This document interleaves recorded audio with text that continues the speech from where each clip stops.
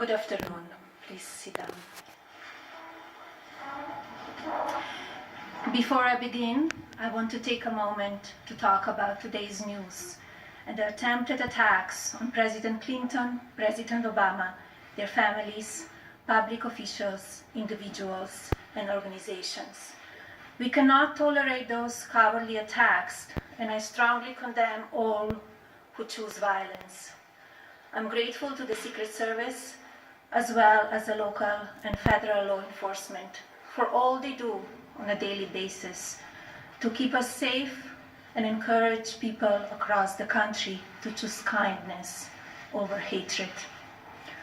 I want to welcome you all to the White House to reflect on the progress this administration has made in tackling the opioid crisis, and more importantly, to look ahead at the work still to be done. We are here to talk about the continued actions we are taking to combat the opioid epidemic. It is now my honor to introduce the President of the United States.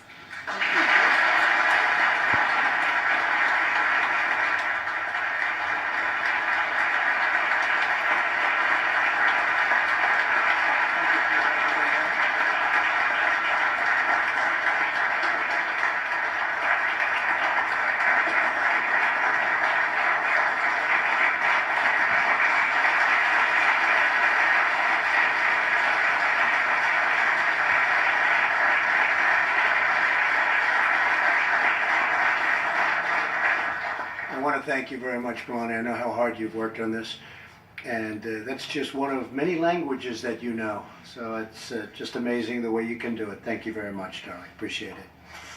Also, I want to thank Mrs. Pence for being here. You have been just so terrific working alongside of our great Vice President, and thank you very much, Karen. Really appreciate it.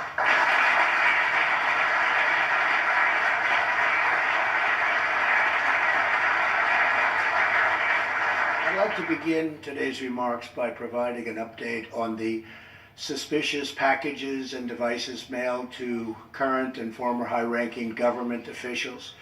The safety of the American people is my highest and absolute priority. I have just concluded a briefing with the FBI, Department of Justice, Department of Homeland Security, and the U.S. Secret Service.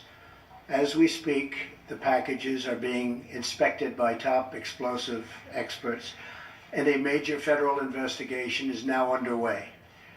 The full weight of our government is being deployed to conduct this investigation and bring those responsible for these despicable acts to justice. We will spare no resources or expense in this effort. And I just want to tell you that in these times, we have to unify. We have to come together and send one very clear, strong, unmistakable message that acts or threats of political violence of any kind have no place in the United States of America.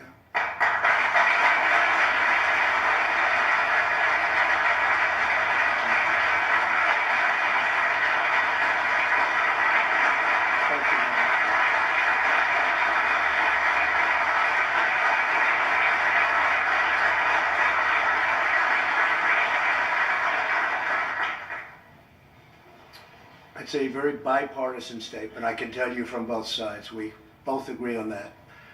This egregious conduct is abhorrent to everything we hold dear and sacred as Americans. My administration will provide additional updates as they become available, and I just want to thank everybody for their understanding. We're extremely angry, upset, unhappy about what we witnessed this morning, and we will get to the bottom of it. We're gathered together today to address America's drug and opioid devices, including the one that was sent to CNN with the name of the former CIA director, John Brennan, on it. Carrie Cordero, our CNN national security analyst, I'm curious what you think about the president's response here. Certainly you have seen how many presidents and high-ranking public officials have responded in situations like this. We hear certainly the mayor of New York City, the governor of New York, calling this terrorism. What were you expecting? Anything that stood out to you from the president here? I thought it was the absolute bare minimum that the American people could expect from the president to say, given the circumstances of multiple devices being sent to former presidents, prominent people, and former administration officials and the news media and CNN. So I thought it was the bare minimum. I thought he should have spoken first. It would have been more appropriate to have him come out first, given that the entire morning has been spent watching the CNN News Bureau out from their office in New York and reporting from a street corner. I think that would have been more appropriate. But it also is hard to ignore the fact that the president, everybody knows that the president is the one who has contributed and is the primary proponent behind the coarseness of American political discourse. So I am glad that he said the limited statements that he did in terms of supporting law enforcement and condemning the acts of political violence that seem to be taking place and coming out over the last couple days, and particularly today.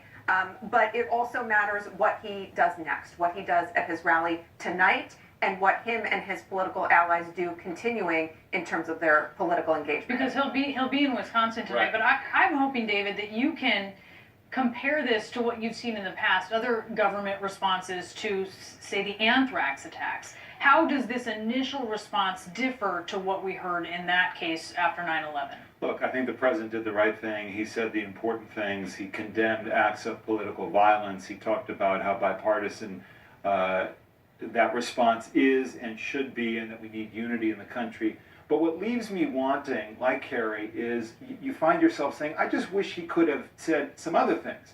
You know, in the context of CNN being targeted here as well, in the context of so much animus that he himself has against CNN and other news outlets, to make a point about the fact that violence directed toward the news media is unacceptable. I mean,